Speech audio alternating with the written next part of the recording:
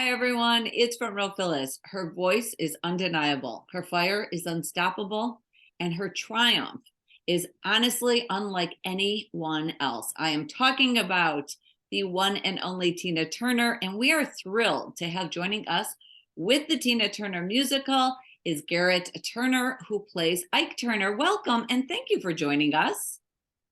Thank you, Phyllis. I really appreciate you having me. Absolutely. Okay, we need to jump in, literally jump in. We are so excited for opening night. Can you take our viewers through what they're going to expect to see and hear? Absolutely. You can expect to see and hear some of the most phenomenal music that's ever been created, connected and told through the story of one of the most incredible journeys an artist has ever taken. I mean, Tina, what she did moving from Nutbush, Tennessee, where she grew up, into poverty, into an abusive household and abandonment, to international stardom is it's just an incredibly inspiring story. So, speaking of the show, do you have a favorite number or a favorite scene? That's a great question. I think the number has to be River Deep Mountain High, just because I mean the orchestration is so massive and lush, and the way that the show sets the song up is one of my favorite moments in musical theater. Yeah, and then in terms of scenes, there's so many good scenes. Probably the one from the vantage point of my character is it's called like Mississippi Road because they're sort of stranded outside of this motel in Mississippi that won't let them in because they're black, and he just starts this conversation with Tina, which is one of the times that he's really vulnerable.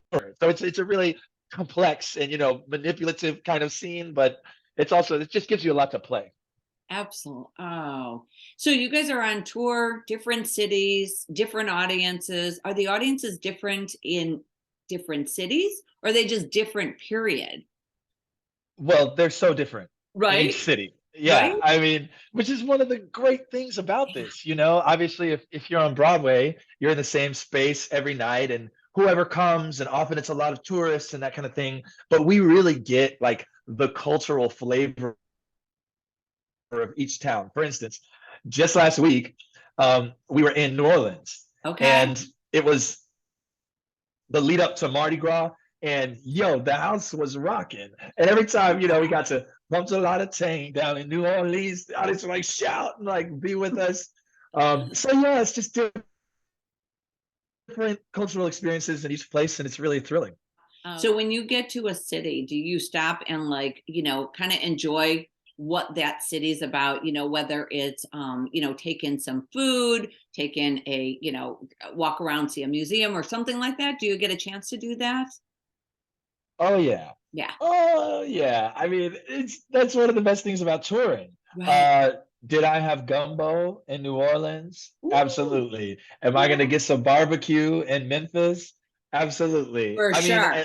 when we were in DC, we took a cast trip to the National Museum of African American History and Culture. And that I mean, it was amazing. And we got to see Ike and Tina's sort of spot in the museum, but also just to be able to like take that in Mhm. and yeah, I mean it's really a wonderful kind of education as you go from place to place, everything you get to do and see. Yeah, that's so amazing. Yeah, that probably is the best part about touring, you have to transform yourself into that character, whatever character you're going to be playing. So, whether it's a good guy or a bad guy or whatever it is, right?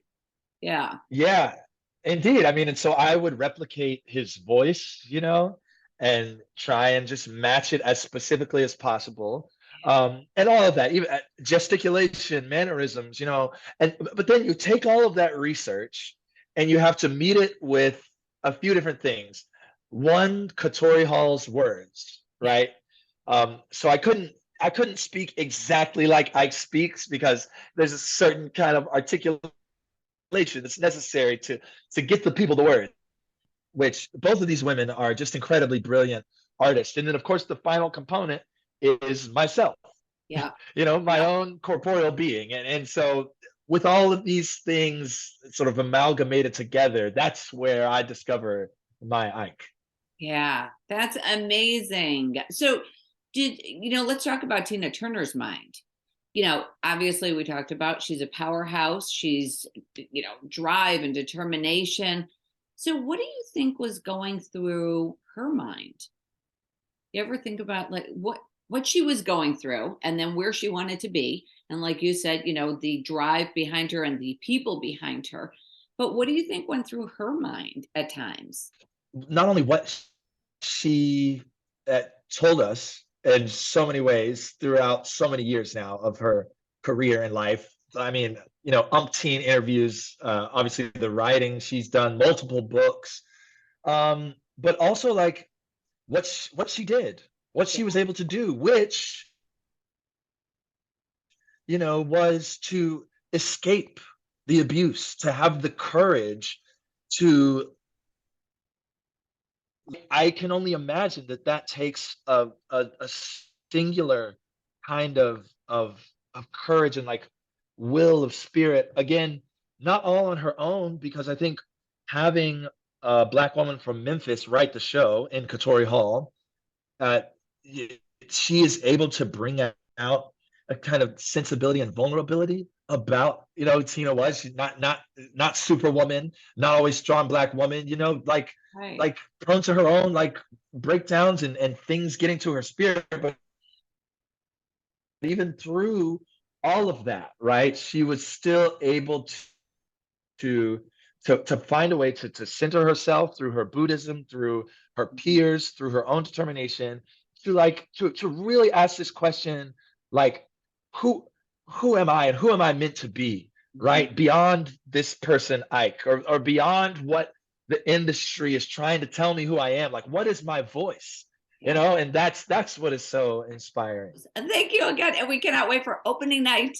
Tina Turner, the musical, is playing March 14th through April 2nd at the Nederlander Theater. And trust me, you don't want to miss a beat of this. You got to get your tickets.